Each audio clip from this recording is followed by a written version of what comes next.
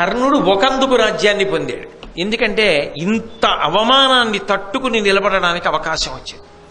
ఆయనకి జీవితంలో కోరిక ఏమిటంటే, నాకు అంత శక్తి ఉన్నా నన్ను పక్కన పెట్టి అర్జునుడిని పొగుడుతున్నారు, ఇప్పుడు నేను కూడా మళ్ళీ ఇంత గౌరవాన్ని పొందాలి అంటే నేను కూడా ఒక రాజును అవ్వాలి. అనుకోకుండా వచ్చింది అవకాశం, నేనెందుకు వదులుకోవాలి? కాబట్టి కర్ణుడు పుచ్చుకున్నాడు అవకాశాన్ని. ఆయనని తప్పనడానికి లేదు భారతంలో, కాబట్టి ఆయన ఒప్పుకున్నాడు. లోపల దుర్బుద్ధితో దీన్ని చక్కగా వాడుకున్నవాడు దుర్యోధనుడు. రాజతంత్రానికి సంబంధించినంత వరకు దుర్యోధనుడు చెడ్డవాడనడానికి లేదు. మరి శత్రువులు కొట్టగలిగినటువంటి వీరుడు దొరికినప్పుడు వాడుకోకపోతే ఆయనేమి రాజు, ఆయనదేమి ఆలోచన? అందుకని దుర్యోధనుడి తప్పనడానికి లేదు. కృపాచార్యుడు ఎందుకు మాట్లాడాడు అనడానికి తప్పు లేదు, ఆయన ఒకందుకు ఆలోచించాడు. అర్జునుడు ఎందుకు అస్త్రం వేశాడు, వేయకుండా ఉంటే బాగుండేది అనడానికి వీల్లేదు. వేయకుండా ఆయన ఎలా ఉంటాడు అంటే ఎవ్వరి చేతిలోనూ లేని రీతిలో కథ చేయి దాటిపోయింది. దాటిపోయి ఇక ఇక్కడి నుంచి అది నాన్ స్టాప్ బస్సు. 18వ పర్వంలోనే ఆగాలి. కర్ణుడితో మొదలైన కథ కర్ణుడు పడిపోతేనే ఆగాలి. అందుకే కర్ణుడు మూలమైపోయాడు భారతానికి. అక్కడ ఇలా తిప్పింది ఎవరూ ఇలా తిప్పుదామని అనుకోలేదు, కానీ తిరిగిపోయింది. అప్పుడు ఏమనాలి? దేవతల వ్యూహం అనాలి. మనకి ఎవరికైనా దొరికే జవాబు ఏమిటి? దేవతా వ్యూహం అండి అని దాన్ని పూర్తి చేయాలి. దేవతా వ్యూహం అండి అని చెప్పడానికి అవకాశం ఏమిటి? భారతం అంతా మీరు చదివేశారని అనుకోవాలి. ఇప్పుడు చదివేస్తే ఏం తెలుస్తుంది? ధర్మ సంస్థాపన కోసం పరమేశ్వరుడు అవతార స్వీకారం చేస్తాడు. అక్కడ అవతార స్వీకారం కృష్ణుడు ఒకడే చేశాడా? ఇంకా ఎవరైనా అవతార స్వీకారం చేసిన వాళ్ళు ఉన్నారా? చాలామంది ఉన్నారు. ధర్మరాజు గారు ధర్మం యొక్క అంశలో వచ్చాడు, భీముడు వాయుదేవుడు అంశలో వచ్చాడు. అవతారములు కాకపోయినా అంశలో వచ్చినవి, కానీ ఖచ్చితముగా అవతారములే అని చెప్పడానికి తిరుగులేనివి మాత్రం 2 ఉన్నాయి అక్కడ. ఒకటి నారాయణుడు. నారాయణుడు కృష్ణుడిగా వచ్చాడు. రెండవది ఎవరు? నరుడు. నరుడు అర్జునుడిగా వచ్చాడు. నరనారాయణులు నడిపించారు భారతాన్ని. అయినప్పుడు నరుడు నారాయణుడు భారతం అంతా ఒక పక్షం వైపే తిరిగి ఉన్నారు. నరుడికి శత్రువుగా ఇప్పుడు కర్ణుడు దుర్యోధనుడి పక్షంలోకి వెళ్ళాడు. అంటే ధర్మ సంస్థాపనలో నరుడికి కర్ణుడికి ఏదో వైరం జరిగి తీరాలని దేవతా వ్యూహంలో ఎక్కడో ఉండాలి కదా. మీరు బాగా పట్టుకుంటున్నారా అని చెప్పింది?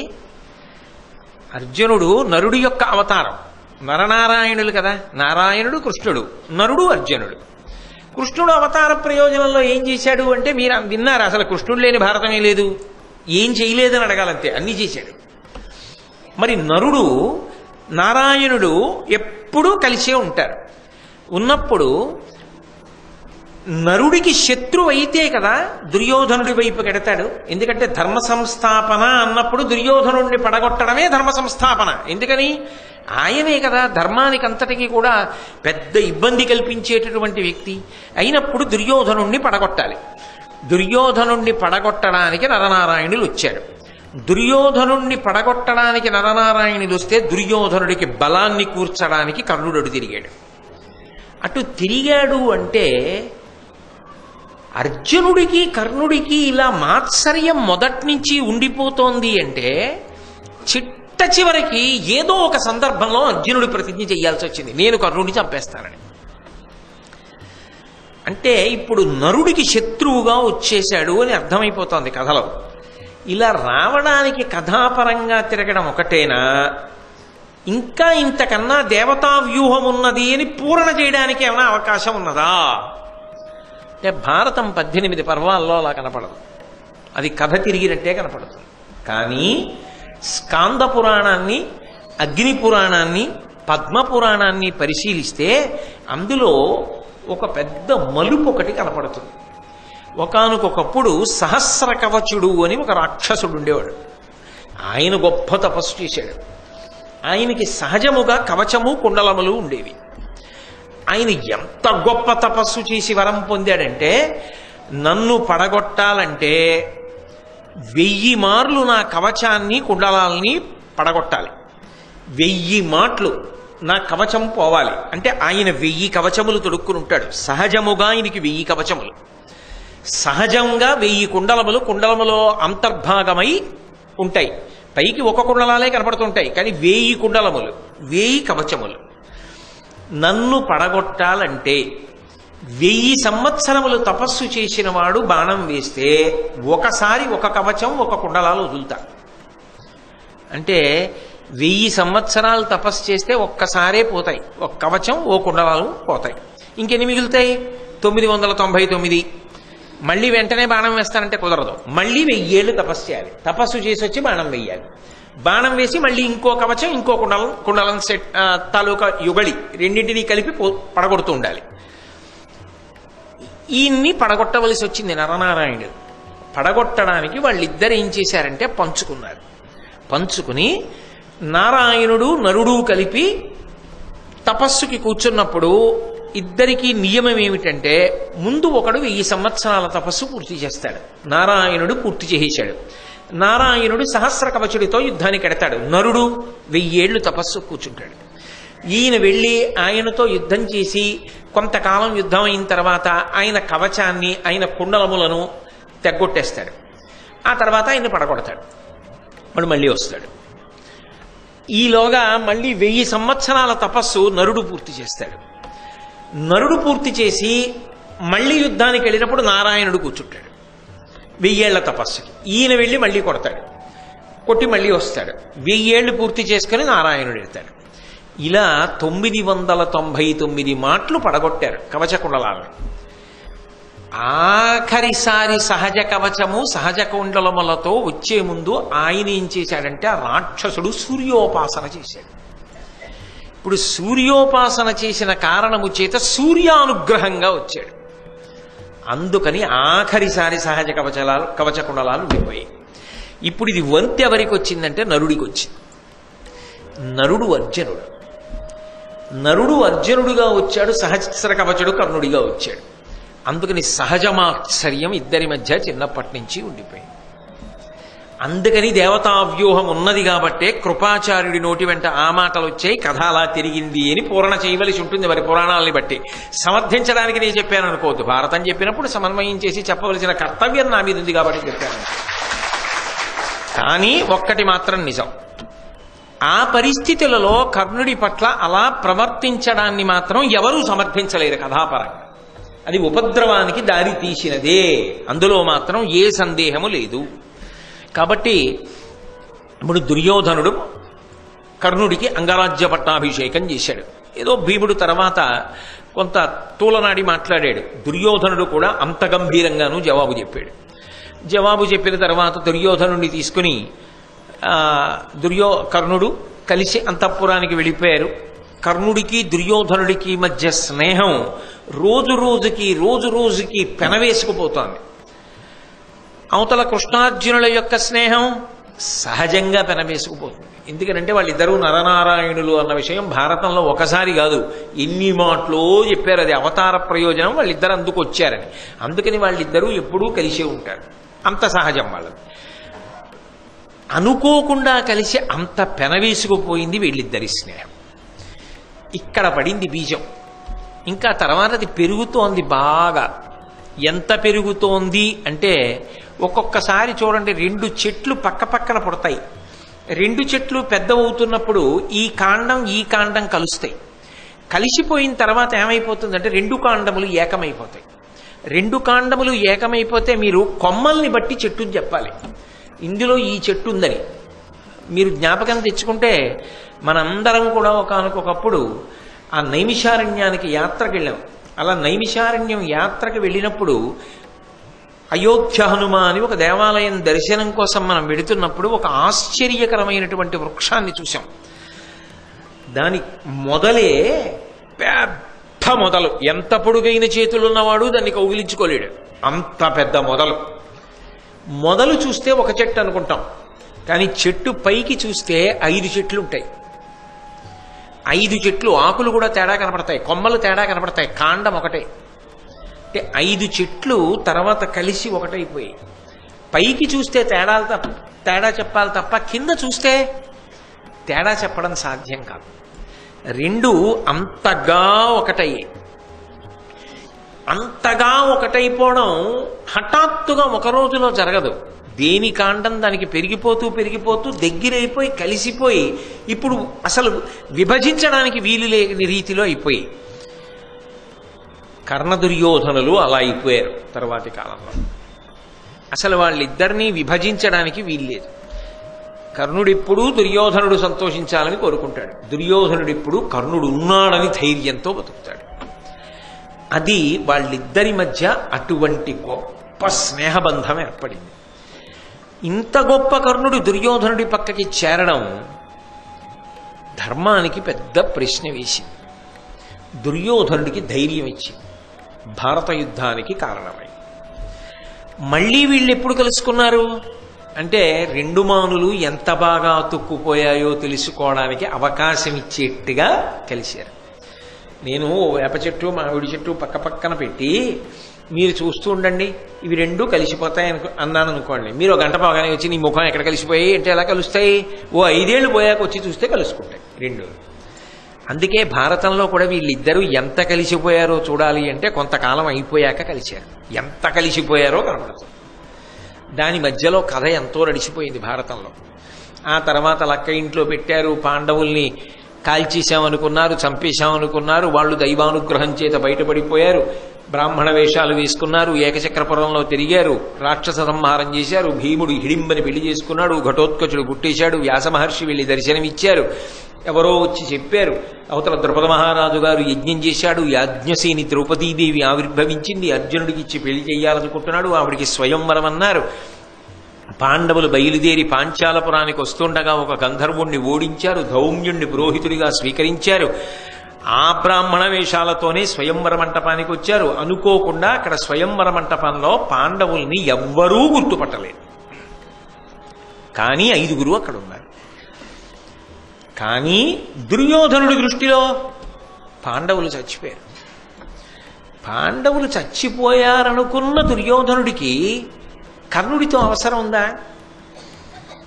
అర్జునుడు చచ్చిపోయాడుగా ఆయన దృష్టిలో. ఇంకెందుకు కర్ణుడు? అయిపోయిందిగా స్నేహం. ఇంక ఇప్పుడు పెద్ద స్నేహం ఉంటే ఏమిటి, లేకపోతే ఏమిటి అని వదిలేయలేదు కర్ణుడు. పోన్లే ఏదో ఆ పరిస్థితుల్లో ఆయనతో స్నేహం చేశాం, మనం పరిశీలిస్తున్నాం, తెలియదు దుర్యోధనుడు ఎటువంటి వాడో, ఇంకా మనకెందుకు లేదు, దూరంగా జరిగిపోదాం అని కర్ణుడు అనుకోలేదు. వాళ్ళిద్దరి స్నేహం అలాగే కొనసాగింది. అంటే వాళ్ళు ఒక ప్రయోజనానికి ముందు కలుసుకున్న తర్వాత వాళ్ళ మధ్య విడదీయరాని అనుబంధం ఏర్పడింది. అంటే స్నేహం విషయంలో దుర్యోధనుడు కర్ణుడితో అంత స్నేహంగానూ ఉన్నాడు. కర్ణుడు ఆ స్నేహాన్ని అలా కొనసాగించాడు. అది గొప్ప బంధం అయిపోయింది. అంత బంధం అయిపోయింది అనడానికి గుర్తు ఏమిటంటే వాళ్ళు పాండవులు బతికున్నారన్న విషయం దుర్యోధనుడికి తెలియకపోవడమే. ఎప్పుడు తెలిసింది? మత్స్యయంత్రాన్ని అర్జునుడు కొట్టిన ఏడాది తర్వాత తెలిసింది. అప్పటి వరకు తెలియదు దుర్యోధనుడికి. అంటే నిజానికి ఆ ప్రయోజనం అయిపోయిందని కర్ణుడిని వదలలేదుగా. అంటే స్నేహం వరకు మాత్రం కర్ణ దుర్యోధనుల మధ్య గొప్ప స్నేహబంధం ఉంది అని అంగీకరించకుండా ఉండడానికి కారణం ఏముంది భారతంలో? లేదు. కాబట్టి వాళ్ళిద్దరి మనసులు కలిశాయి.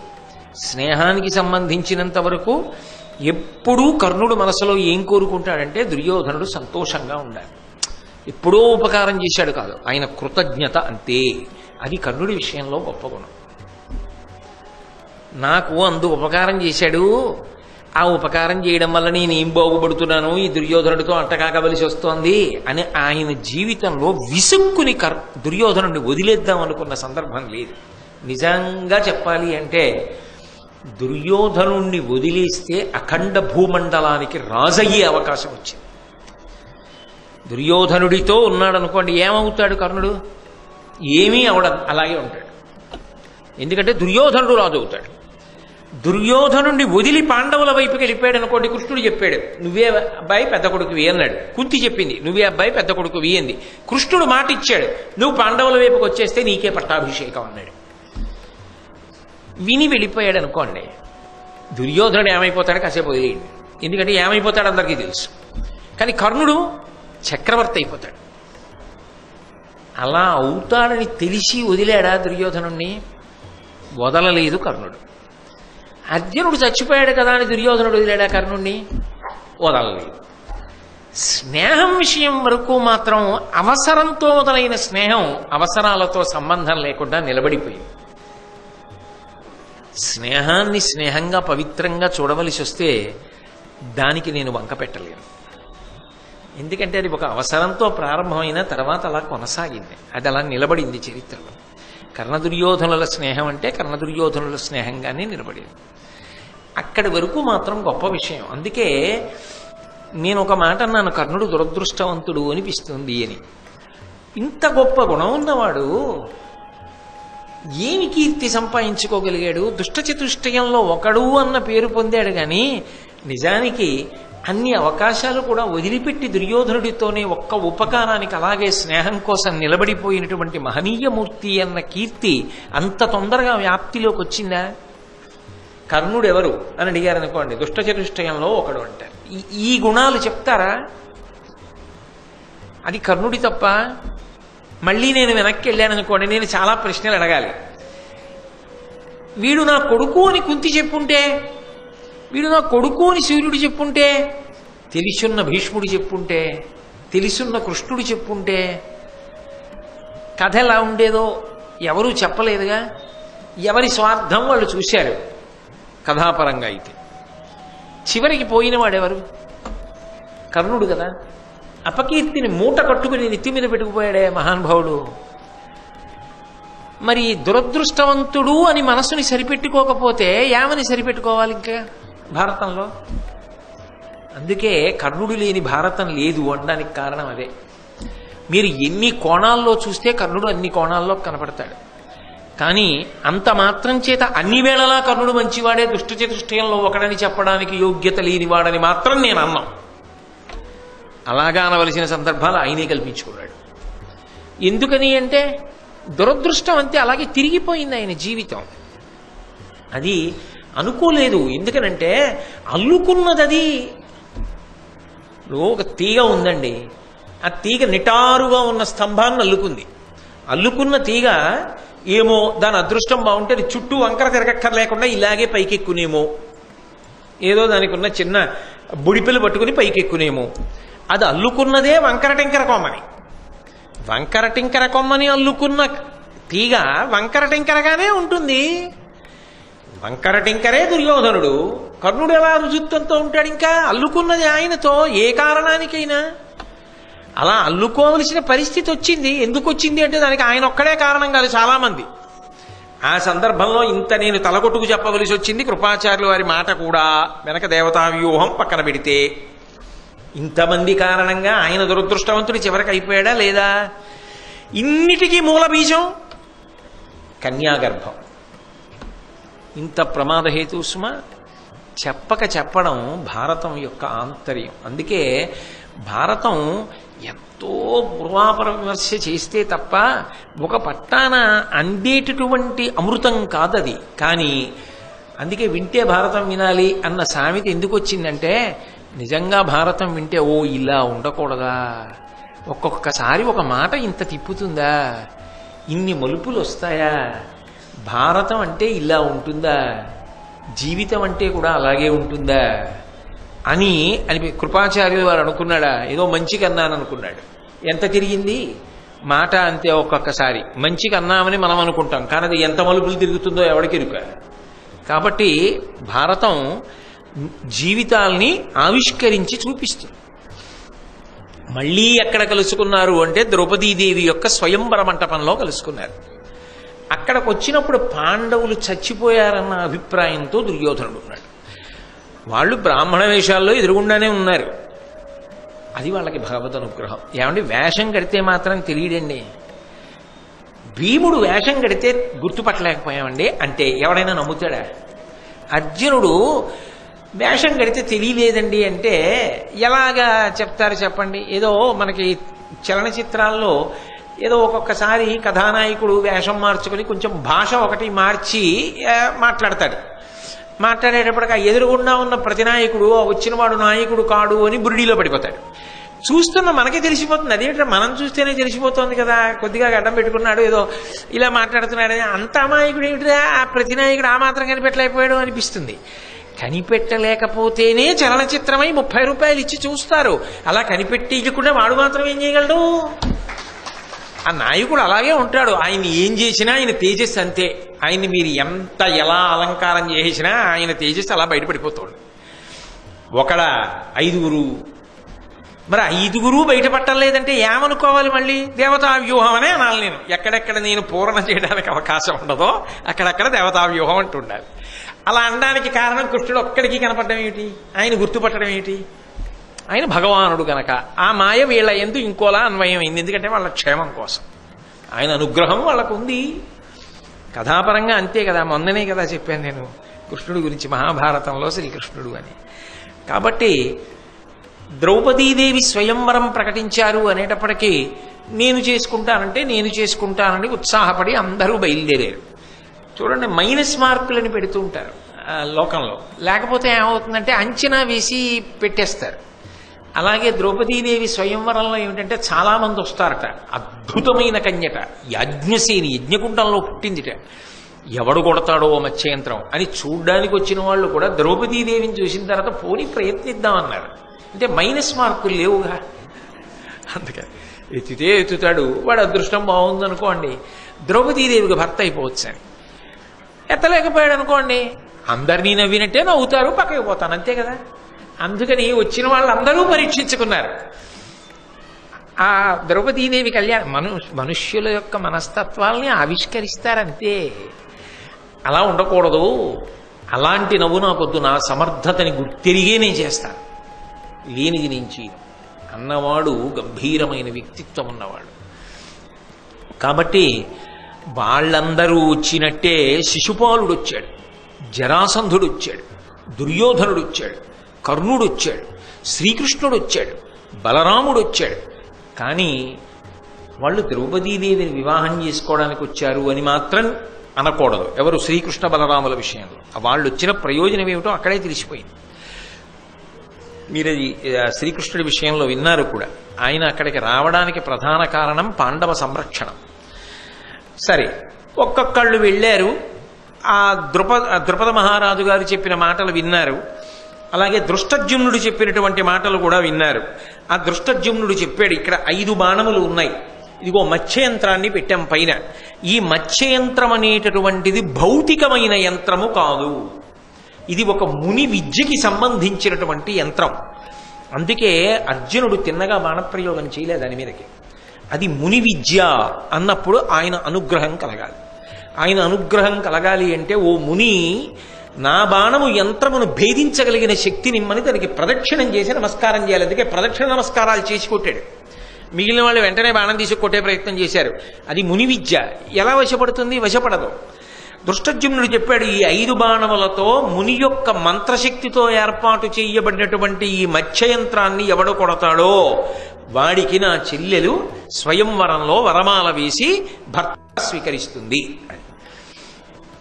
ఎవరెవరో ప్రయత్నించారు. తర్వాత దుర్యోధనుడు చెప్తే కర్ణుడు కూడా ప్రయత్నించాడు. ఇందులో మొదట జరాసంధుడు ప్రయత్నం చేశాడు. ఆ జరాసంధుడు ప్రయత్నం చేసినప్పుడు అసలు వింటి నారిని ఎక్కి, ఎవలుంటాయి, ఎవరు దేవీ నవరాత్రుల్లో అమ్మవారికి పూజ చేస్తుంటారు, యవగింజ ఎంత ఉంటుంది, యవగింజ ఎంత ఎక్కుతుందో అంత కూడా ఎక్కించలేకపోయాడు అసలు వింటి నారిని. శిశుపాలుడు మినపగింజంతా కూడా ఎక్కించలేకపోయాడు. శల్యుడు పెసరగింజంత ఎక్కించలేకపోయాడు. కర్ణుడు వెండ్రుగవాసంత ఎక్కించలేకపోయాడు. ఇక్కడ సమర్థత అన్నదాని ప్రశ్న వస్తుంది. ఎక్కించలేకపోయాడు కర్ణుడు. ఎవరూ ఎక్కించలేకపోయారు అని అందరూ అనుకున్నారు. ఎవరూ ఎక్కించలేకపోయారు అని అనుకుంటున్నటువంటి సందర్భంలో అకస్మాత్తుగా అక్కడ కూర్చున్నటువంటి బ్రాహ్మణులలోంచి అర్జునుడు లేచి వచ్చాడు. అర్జునుడు లేచి వచ్చి అర్జునుడు అని ఎవరికీ తెలియదు. ఆయన ధనస్సుని అవలీలగా ఎక్కుపెట్టాడు. అవలీలగా ఎక్కుపెట్టి మత్స్యంత్రం కొట్టాడు. కొట్టగానే ద్రౌపది మెళ్ళలో వరమాల వేసింది. కానీ మిగిలిన వాళ్ళందరికీ కోపం వచ్చింది. ఇదేమిటి, వచ్చిన వాళ్ళు రాజులు, ఎవరికీ దక్కకుండా మధ్యలో ఈయనొచ్చి మత్స్యంత్రం కొట్టడం ఏమిటి?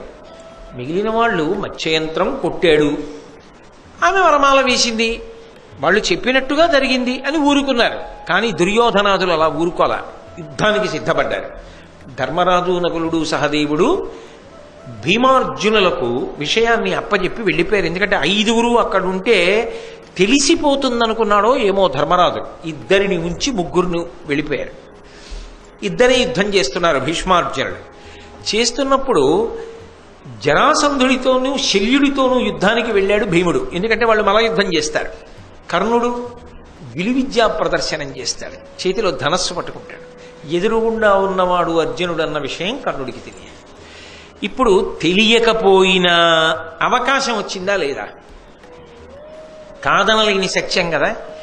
ఇప్పుడు అక్కడ కృపాచార్యులు వారు లేరు కాబట్టి యుద్ధం ఆపారు. ఒక్కసారి మొదట ఆపారు. జరిగితే ఏమయ్యుండేదో, జరిగితే ఏమయ్యుండేదో, ఎవరు గెలిచేవారు అన్న ఉత్కంఠ ఒకటి ఉండిపోతుంది కదా మనకి.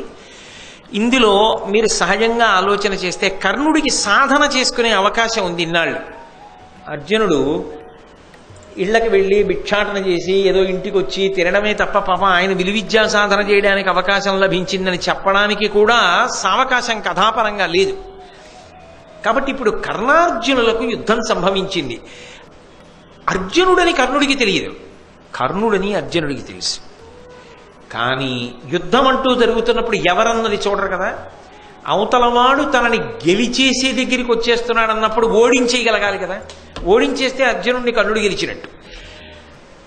కానీ కర్ణుడు గెలవలేకపోయాడు అనుకోండి, బలం ఎవరిది ఎక్కువ అని తెలిసిపోతుంది, అర్జునుడిది. అలా ఎందుకు ఎక్కువైపోయి ఉండాలి?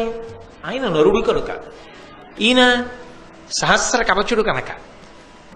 ఆ బలం అలాగే ఎందుకు నిలబడాలి? ధర్మం వైపే అర్జునుడు ఉంటే అలాగే నిలబడుతుంది, పెరుగుతుంది. ఈయన అధర్మంతో నిష్కారణంగా అంటకాగిపోయాడు ఏ కారణానికైనా. కాబట్టి ఈయన బలం ఏమవుతుంది? తగ్గుతుంది. తగ్గడం ఏ రూపంలో తగ్గుతుంది? మరి సాధన చేత పెరగాలి, కానీ ఎందుకు తగ్గుతుంది? శాపముల చేత తగ్గిపోతుంది. అంటే కాలము కలిసి రాదు, ప్రయత్నం ఉంటుంది, కాలము కలిసి రాదు. కాలము కలిసి రావాలి, ప్రయత్నము ఉండాలి. అందుకే కచ్చిత్ పురుషకారంచ దైవంచ ప్రతిపద్యతే అంటారు రామాయణంలో.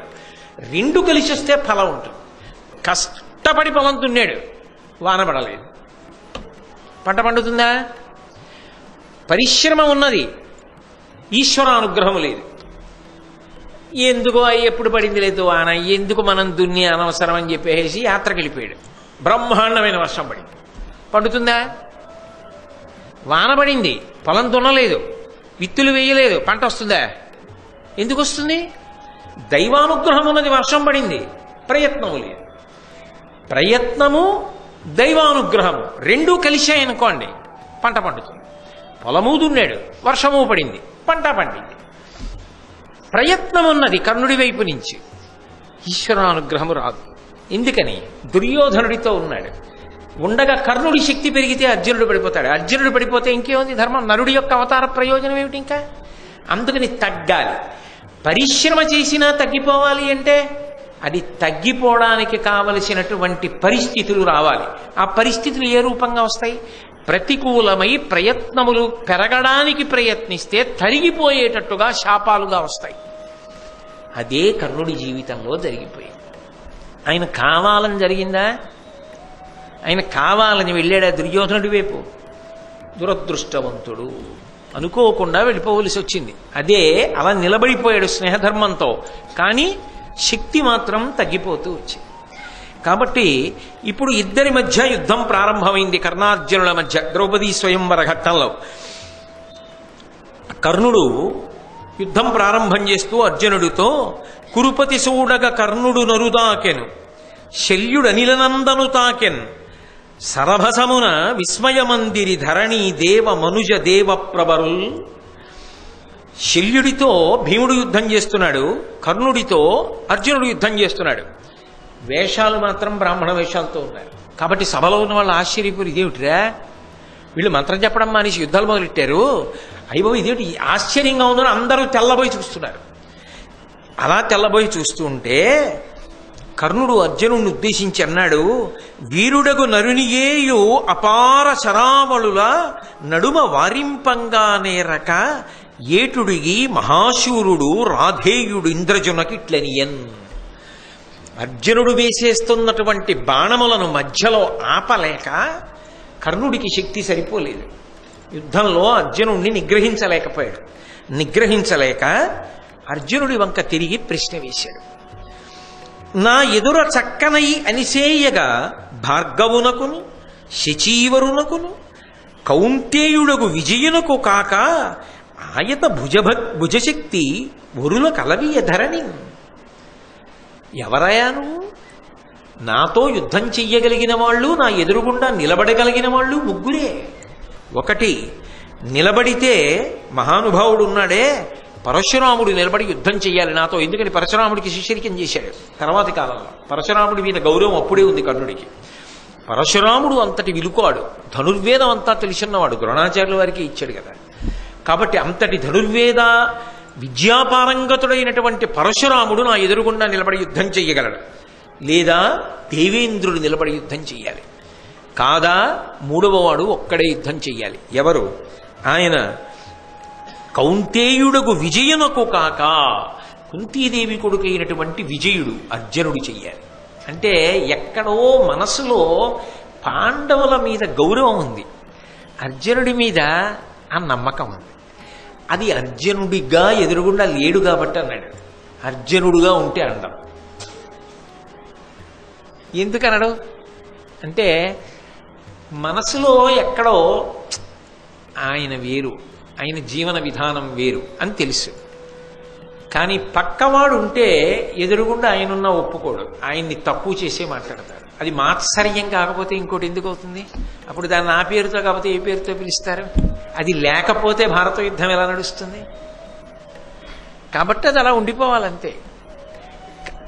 అంటే నిజానికి కర్ణుడి మనస్సులో సదభిప్రాయం ఉందా లేదా? ఉంది. అర్జునుడు నాతో నిలబడి యుద్ధం చెయ్యగలడు, నువ్వేం చేస్తావంటాడు ఎదురుగుండా కనబడుతుంది. మట్టు పెట్టేస్తానంటాడు. ఏ మాటకైనా అలా అనాలి. కానీ నాతో ఇలా నిలబడి చేస్తే అర్జునుడు చెయ్యాలంటాడు. ఎదురుగుండా అర్జునుడే ఉన్నాడని తెలియకంటున్నాడు ఈ మాటలో. ఎదురుగుండా ఉన్నవాడు అర్జునుడిని యుద్ధం చేస్తూ కూడా గుర్తుపట్టలేకపోయాడు అలా బాణాలు వేస్తుంటే. అంటే దైవానుగ్రహం ఎటుంది అని చెప్పడానికి మళ్ళీ ఇంతకన్నా పెద్ద ప్రసంగాలు అవసరమా? ఎటు దైవానుగ్రహం ఉంటుందో అటు విజయం ఉంటుంది అని చెప్పడానికి మళ్ళీ పెద్ద ప్రసంగం కావాలా? కాబట్టి ఉరుల కలవీయ ధరణి, ఈ ముగ్గురులో ఇంకొకడు ఎవడైనా నాతో యుద్ధం చేయగలడాయా అని అర్జునుడిని తెలిస్తే ఇంత పెద్ద కితాబ్ ఇవ్వడు. తెలియక సంతకం పెట్టేస్తున్నాడు. పెద్ద కితాబ్ ఒకటి ఇచ్చేస్తున్నాడు, ఒక ధృవపత్రం ఒకటి బహూకరించేశాడు. ఆ తర్వాత తెలిసి సంతకం పెట్టిన వేళ్లు పీకేసుకుంటాడు. నీవు అప్రాకృత బలుడవు, నీ విక్రమమునకు విల్లు నేర్పునకు మహీదేవకులోత్తమ మిచ్చితి, నావుడు పార్థుండు కర్ణునకు ఇట్లనియన్. అర్జునుడితో అన్నాడు, నీ బలం సామాన్యమైన బలం కాదు, అప్రాకృత బలుడవు. నీది సామాన్యంగా మనుష్యులకుండే బలం కాదు, నీది ఏదో అప్రాకృతమైన బలం, మనుష్యులది కాదు, దేవతా సంబంధమైన బలం. అర్జునుడు ఎదురుగుండా అని కాకుండా చేస్తే అది ఏమిటో చెప్పగలరు. మనసు పక్షపాతం లేకుండా ఉండే అవకాశం ఉండాలి. అలాంటి అవకాశం భారతంలో వెంటనే ఇచ్చేశారు. యుద్ధం చేశారుగా ఇద్దరు ద్వంద్వ యుద్ధంలో. కాబట్టి అర్జునుడితో అంటున్నాడు, నీవు అప్రాకృత బలుడవు, నీ విక్రమమునకు విల్లు నేర్పునకు. నీ విక్రమం ఉంది అంటే పెరిగిపోవడం, ఉత్సాహంతో కమ్ముకొని రావడం యుద్ధంలో. అసలు ఆ విల్లు పట్టుకోవడం, ఆ బాణాలు వేయడం, అబ్బొబ్బొబ్బా, మహీదేవకులోత్తమ మెచ్చితి. బ్రాహ్మణుడు అనుకుంటున్నాడు, అందుకని మెచ్చుకున్నాను. నావుడు పార్థుండు కర్ణునకు ఇట్లనియన్. కంఠం బట్టైనా గుర్తుపట్టద్దండి, ఏమనుకోవాలి? అంటే నేను 10 మాటలు అనక్కర్లేదు, దేవతా వ్యూహము, ఆ మాయ అంతే.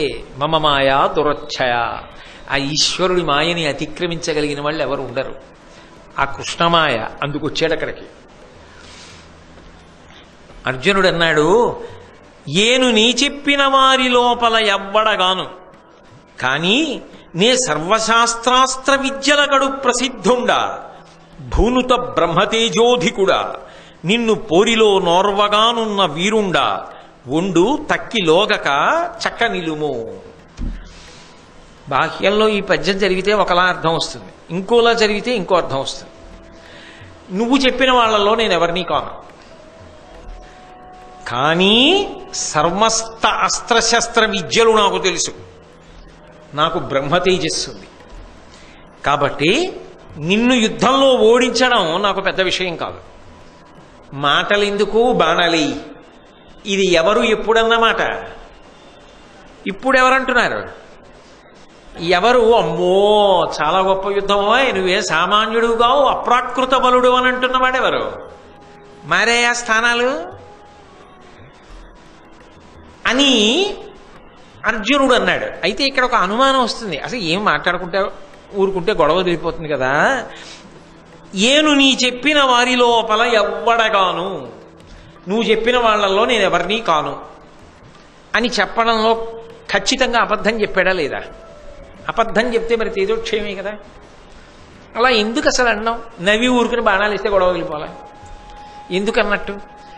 కానీ దీన్ని విరిచి అనండి, ఏను నీ చెప్పిన వారి లోపల ఎవ్వడగాను,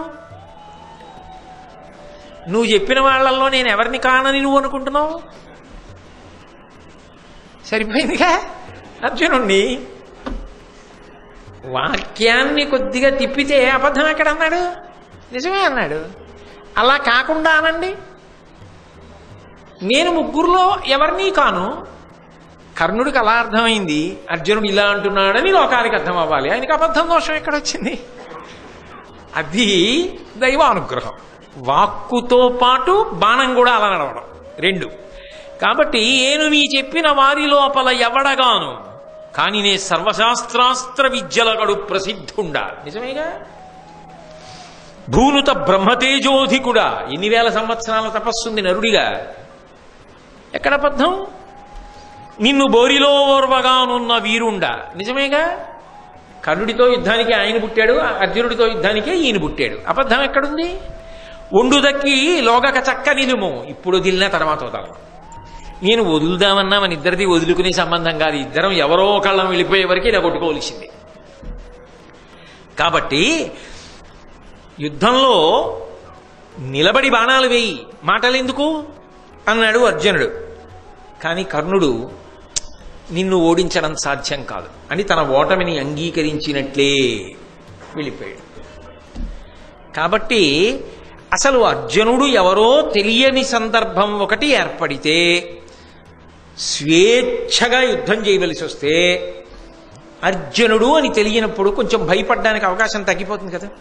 ఇప్పుడు మీలో మహాభారతం 18 పర్వాలు ఔపోసన పట్టేసి పుస్తకం అక్కర్లేకుండా పద్యం చెప్పేయగలిగిన వాళ్ళు, దాని మీద వ్యాఖ్యానాలన్నీ చెప్పేయగలిగినటువంటి ఒక మహావిద్వాంసుడు నా ఎదురుగుండా కూర్చుని ఉన్నాడు అనుకోండి, అలా కళ్ళు మూసుకుని అన్నీ వింటూ ధ్యానంలో, నాకెంత భయంగా ఉంటున్నప్పుడు. ఆయన అమ్మ బాబోయ్ కళ్ళు మూసుకుని ఎంత ధ్యానంతో ఎలా వింటున్నాడో అని, ఆయన యొక్క గొప్పతనం ఏమిటో సభలో అలా ముందు కూర్చొని అంత ధ్యానంతో అలా వింటుంటాడు ఆయన అని నాకు తెలిసిపోయింది అనుకోండి, నేను చెప్పగలనా? నేను చెప్పలేను. ఆయన ఎవరో నాకు తెలియదు అనుకోండి, నేను చెప్పగలను కదా. ఎందుకని? ఆయన ఎవరో నాకు తెలియదు కాబట్టి నాకు పనికొస్తుంది. ఆయన ఎవరో నాకు తెలిసిపోయింది అనుకోండి, నా కర్మ ఇదేడు, ఈయన వచ్చారు సభలోకి, ఏం చెప్తే ఏమొస్తుందో, వేరికి దిగిన తర్వాత అలా ఎలా చెప్పావు ఈ పద్యానికి, ఈ అన్వయం ఎలా చెప్పావు అని అడుగుతారేమో, లోపలికోసారి రాని అని వాక్య నిర్మాణంలో తడబాటు వస్తుంది కదా. నువ్వుతో అలా కళ్ళు మూసుకుని అలా ఆలోచిస్తున్నాడు, పక్కవాళ్ళు పొడిచినా బహిర్ముఖుడు అవ్వట్లేదు, ఎంత ధ్యానంలో ఉన్నాడో, నేను సరిగా చెప్తున్నానో చెప్పట్లేదో అని మనసులో ఒక భయం ఉంటుంది కదూ. అది ఆయన ఎవరో తెలియదు అనుకోండి, నాకు హాయిగా నా ధోరణిలో నేను చెప్పేస్తాను. వేదిక దిగిన తర్వాత ఆయన మహావిద్వాంసుడు, భారతదేశంలో ఇప్పటి వరకు భారతం ఆయనలా చెప్పిన వాడు లేడు అని పరిచయం చేశారనుకోండి, రేపు కూడా మీరు ఉంటారా అని అడుగుతారు కదా. కానీ కర్ణుడికి ఇప్పుడు ఆ ఇబ్బంది లేదు, అర్జునుడని తెలియదు. అర్జునుడికి ఆ ఇబ్బంది ఉంది, కర్ణుడని తెలుసు. అయినా గెలిచిన వాడు అర్జునుడు, అయినా ఓడిపోయినవాడు కర్ణుడు. ఎవరెక్కువ? ఇప్పుడు మరింత నిస్సందేహంగా శక్తి అర్జునుడిదే. ధ్రువపడిపోయిందా లేదా? ఖచ్చితంగా ధ్రువపడింది, అందులో సందేహం లేకుండా ధ్రువపడింది కదా. కాబట్టి ఆ ద్రౌపదీదేవి యొక్క స్వయంవర ఘట్టంలో అనుకోకుండా జరిగినటువంటి కర్ణార్జునుల యొక్క ద్వంద్వ యుద్ధంలో ఈ రీతిగా అర్జునుడు కర్ణుడి చేతిలో ఓడిపోవడం, తర్వాత వెళ్ళిపోవడం జరిగింది. ఆశ్చర్యం ఏంటంటే, నేను ఓడిపోయింది అర్జునుడి చేతిలో, నేను కితాబిచ్చి మాట్లాడింది అర్జునుడికి అని యథార్థానికి కర్ణుడికి తెలియదు. మనం వెళ్ళి అక్కడ ఓడిపోయింది పాండవుల చేతిలో అని దుర్యోధనుడికి తెలియదు. కాబట్టి వాళ్ళు మనసు సరిపెట్టేసుకున్నారు. వాళ్ళు ఏవో మంత్రాలు అవి చదువుకున్నారు, ఏదో యుద్ధం చేశారు. పాండవులు గారు మన ఊళ్ళో ఓడిపోలేదు, గొడవ లేదు. అంతకా సరిపెట్టుకోవాలంటే అప్పుడు ఆ టైంలో ఆ మూడేదండి స్వయంవరానికి వెళ్ళామంటే. చూడండి, లోకంలో ఆ మాట వాడితే మీరు తొందరగా పట్టుకుంటారని నేను ఆ మాట వాడాను. ఏమంటే అదే అలా పెలవంగా అలా చేశారు అంటే మూడ్ లేదండి. మూడ్ లేదండి అంటే అప్పుడు ఆ ఉత్సాహం లేదండి. ఏ స్వయంవరానికని వెళ్ళాము, ఏదో అకస్మాత్తుగా బాణాలు అట్టుకోదు 10 మంది ఏటా రాజులు పరుగు పోతోందంటే పట్టుకున్నాం, కానీ యుద్ధం చేయడానికి వెళ్ళామా ఏమిటి? ఏదో వచ్చేసాం. అర్జునుడని తెలిసి ఉంటేనా ఇంకో మారాకు, అప్పుడు అది అనడానికి వాళ్ళకి అవకాశం. అందుకే అదేమిటి అర్జునుడి చేతిలో ఓడిపోయావు కర్ణ అని దుర్యోధనుడు ఎప్పుడు అడగలేదు. ఎందుకు అడగలేదంటే, అడిగినా ఇది కర్ణుడు అంటాడని తెలుసు. అర్జునుడా నిష్కారణంగా చంపేస్తే బ్రాహ్మణుడిని చంపేయవలసి వస్తుందని ఊరుకున్నానయ్యా అందుకని అడగలేదు. ఈయన అడిగాడు అనుకోండి, మరి భీముడిని నువ్వెందుకు గుర్తుపట్టలేకపోయావు? ఆయన గురించేగా రోజు అంత కదా యుద్ధం చేస్తామని కర్ణుడు అడిగితే, అందుకని తేలుగుట్టిన దొంగలు ఎక్కడ ఎవరు ఏ ప్రశ్న వేసుకోలేదు, ఊరుకున్నారు. కానీ ఆ కర్ణుడి మీద నమ్మకం పోకపోవడానికి కారణం ఏమిటంటే, అయ్యో ఇప్పుడు నేను మొదట చెప్పింది రెండు విభాగాలు. ఆ విభాగం ఇందాక చెప్పే కదా, అర్జునుడు గెలిచాడు కాబట్టి అని కొన్ని కారణాలు చూపించా. అలా దుర్యోధనుడు ఆలోచించాడు అనుకోండి, అమ్మో ఇలా నమ్ముకుని మనం ఎందుకు వచ్చింది యుద్ధానికి వెళ్ళడం అని అనుకోవాలి కదా. అలా అనుకుండిపోయాడు అనుకోండి, భారత యుద్ధం ఎలా జరుగుతుంది? అందుకని జరగకూడదు. అలా ఆలోచన జరగకుండా ఉండాలి అంటే ఆ పరిస్థితుల్లో యుద్ధం ఏం చేస్తాడు తెలియదు కాబట్టి వదిలేశాడు. తెలిస్తేనా అనే దుర్యోధనుడు నమ్మాలి. అలాగే వెళ్ళింది అంతే. అలాగే అందుకే ఎన్ని మాటలు ఓడిపోయినా అదప్పుడు అలా జరగడానికి ఆ పరిస్థితి వేరు అనుకుంటూనే ఎన్ని మాటలు ఓడిపోయినా ముందుకెళ్ళిపోయారు తప్ప ఇన్ని మాటలు ఓడిపోయాం కదా అని మాత్రం ఎప్పుడూ ఆగలేదు. అలా ఆగిపోతే భారత యుద్ధం ఎలా, ధర్మ సంస్థాపనం ఎలా? ప్రచోదయాత్, బుద్ధులు అలాగే ప్రచోదనం కావాలి. అది భారతం అంటే. ఈశ్వరుడు అన్నవాడు ఎంత బలవంతుడో, ఆయన తలుచుకుంటే కథని ఎంత అద్భుతంగా నడుపుతాడో మనకు అర్థమవుతుంది. అయిపోయిన తరువాత వాళ్ళు ఇంటికి వెళ్ళిపోయారు. దుర్యోధనుడు, కర్ణుడు, శల్యుడు, శిశుపాలుడు, జరాసంధుడు అందరూ వెళ్ళిపోయారు. పాండవులు వెళ్ళిపోయారు. గుర్తుపట్టిన కృష్ణుడు ఒక్కడే పాండవుల దగ్గరికి వెళ్ళి మాట్లాడి వెళ్ళిపోయాడు. ఆ తర్వాత అసలు వాళ్ళు ఎవర్రా నాయనా అని తెలుసుకోవలసిన అగత్యం ఎవరిది? ద్రుపద మహారాజు గారిది. మరి పిల్లనివ్వాలి కదా. అనుకోలేదు, కథ వేరువేరుగా నడిచింది. మీరు అవన్నీ విన్నారు, మీకు తెలియనివి కావు. పాండవులు 5గురికి ద్రౌపదీదేవి ఇల్లాలైపోయింది. వీళ్ళకి ఎక్కడికి వెళ్ళడానికి ప్రస్తుతానికి ఏం అవసరం ఏం లేదుగా. ఎక్కడికో వెళ్ళాలి, రాజ్యపాలన చెయ్యాలి, రాజధాని విడిచిపెట్టామన్న బాధ ఏం లేదు. కాబట్టి వాళ్ళు ఇప్పుడు హాయిగా మామయ్య గారి ఇంట్లో ఉన్నారు. ఉండి 1 సంవత్సరం అయిపోయింది. సంతోషంగా ద్రుపదుడి ఇంట్లో హాయిగా కాలం గడిపేస్తున్నారు. ఏదో 3 నిద్రలకు వస్తారు, అలా 1 ఏడాది నిద్రలు. ద్రుపదుడి ఇంట్లో సంతోషంగా కాలం గడిచిపోతారు. 1 ఏడాది కాలం అయిపోయింది. అప్పటి వరకు తెలియదు. ఈ ఏడాది కాలంలో ఏమైందంటే, బలరామకృష్ణులు అంత గొప్ప బలం, అంత గొప్ప స్నేహం అర్జునుడితోటి పాండవులతోటి చేశారు. అక్కడ 2 చెట్ల మానులు బాగా దగ్గరైపోయి, ఇక్కడ ఎలా దగ్గరయ్యాయో అక్కడ అలా దగ్గరయ్యాయి. మరి ఇవి 2ఏగా భారత యుద్ధంలో ఎదురుపడాలి. అందుకని అవి దగ్గరయ్యి. అలా దగ్గరైపోతున్నాయన్న విషయం దుర్యోధనుడికి అవగతం లేదు. ఒక ఏడాది పోయిన తర్వాత వాళ్ళ దృష్టిలో ఏమిటంటే లక్క ఇంట్లో వాళ్ళందరూ కాలిపోయారు, ఎప్పుడో అయిపోయింది, ఎవరికి తెలియదు మనం ఎంత గొప్ప కుట్ర చేశాం అని ఎప్పుడో మనసులో తలుచుకుని ఆనందపడిపోతూ ఉంటారు అంతే. ఓ రోజున కూర్చుని ఏదో మాట్లాడుకుంటున్నారు కర్ణుడు, శకుని, దుర్యోధనుడు, దుశ్శాసనుడు వీళ్ళందరూ కూర్చుని మాట్లాడుకుంటుంటే గూఢచారులు వచ్చారు. ప్రవేశపెట్టండి అన్నది. ఏమిటన్నారు? అయ్యా మీకు ఒక పిడుగులాంటి వార్త, మీరు ఏ 5గురు చచ్చిపోయారని గుండెల మీద చెయ్యేసుకుని హాయిగా నిద్రపోతున్నారో ఆ 5గురు బతికున్నారు. బతికుండడం కాదు, అపారమైన బలాన్ని పొందారు. మీ అందరూ ఎత్తలేని ధనస్సుని ఎత్తినవాడు, మీ అందరూ కొట్టలేని మత్స్యంత్రాన్ని కొట్టినవాడు అర్జునుడు, శల్యుణ్ణి జరాసంధుణ్ణి పడగొట్టినవాడు భీముడు. చక్కగా 5గురికి ఒక్కతే ఇల్లాలైంది. ద్రుపద మహారాజు గారి అండ లభించింది. బావమరిది దృష్టజ్యుమ్నుడయ్యాడు. బలరామకృష్ణులు స్నేహితులయ్యారు. ఎన్నో వంశాల వాళ్ళు ఇప్పుడు ధర్మరాజు గారికి స్నేహితులయ్యారు. పాండవులు ఎంత భ్రష్టులవుతారని నువ్వు ఊహించావో అంత బలవంతులై ఉన్నారు. ఇప్పుడు నువ్వు ఏది పొందలేకపోయావో అది వాళ్ళు పొందారు. ఎలా ఉంటుంది దుర్యోధనుడి పరిస్థితి? పిడుగు తల మీద పడిపోయినట్టు అయిపోయింది. కర్ణుడి వంక చూశాడు. అర్జునుడా అయితే నేను యుద్ధం చేసింది అన్న తెలియలేదే అని ఈయన. పాండవులు 5గురు అక్కడే ఉన్నారా? ససైన్యంతో ఇంతమంది వెళ్ళాం మనకి తెలియలేదే. వీళ్ళు అయితే ద్రౌపదీదేవితో పెళ్లి అయిపోయిందనమాట. ద్రుపదుడు మామగారు అయిపోయాడు, దృష్టజ్యుమ్నుడు బావమరిది అయిపోయాడు. ఇంత బలం వచ్చేసింది ఆ పాండవులకి. తలుచుకు తలుచుకు తలుచుకు తలుచుకు బాధపడిపోతున్న వాళ్ళు ఎవరు? వీళ్ళు. సంతోషంగా ఉన్నవాళ్ళు ఎవరు? వాళ్ళు. బాధపడిపోతున్నవాడు సంతోషంగా ఉన్న వాళ్ళ విషయంలో ఇంకా మనం ఏం చేయగలంలే అని ఊరుకుంటాడా? ఇంత సంతోషంగా వాళ్ళు ఉండడం ఏమిటి అని ఆలోచిస్తాడా? ఆలోచించడా? వాళ్ళేదో సంతోషంగా ఉంటే ఈయనంటే బుద్ధి అటువంటిది కాబట్టి ఆలోచిస్తూ ఉంటాడు. వాళ్ళని అలా ఉండనివ్వండి, రేపు 7 గంటలకు కలుసుకున్నప్పుడు మనం ఆ ఆలోచన ఏమిటో తెలుసుకుందాం. ఇప్పుడు మనకెందుకు ఆ కంగారు? ఇప్పుడు దాన్ని ఆలోచించవలసినంత అవసరం ఏముంది? అందుకని రేపు చూద్దాం ఆ విషయం. మంగళాశాసన పరై పదాచార్య పురోగమై సర్వైశ్చ పూర్వైరాచార్యై సత్కృతాయాస్తు మంగళం. మంగళం కౌసలేంద్రాయ మహనీయ గుణాత్మనే చక్రవర్తి తనూజాయ సార్వభౌమాయ మంగళం. ఉమాకాంతాయ కాంతాయ కామితార్థప్రదాయినే శ్రీగిరీశాయ దేవాయ మలినాథాయ మంగళం.